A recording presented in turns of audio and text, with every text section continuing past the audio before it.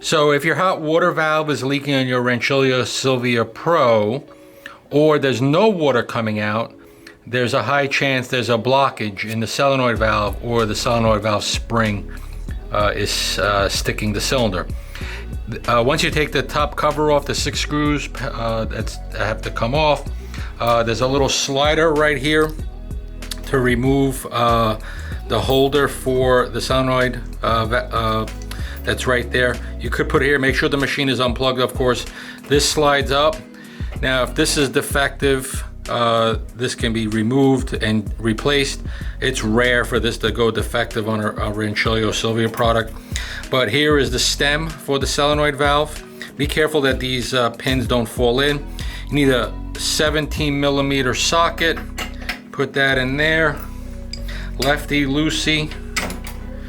Okay, it's gonna take a little bit of force, about a 1/4 turn force, and then you can do it by hand. And again, be careful. There's gonna be a part that comes out, the inner stem. Lift it out. And you wanna make sure this plunger, okay, take a look there, make sure there's no buildup here, and this plunger moves freely like there. And then you're gonna check in the valve here for any type of particles and try to clean that out. This is where basically that little pinhole right there could have some blockage.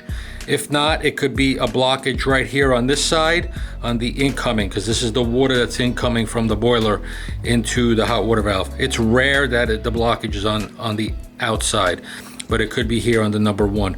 Most likely it's right in here, or the plunger is sticking. Hold this back in to put in place.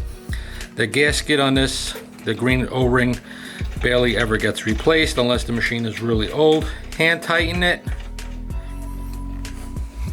Take your socket and basically, okay, 1 turn till tight, and then about,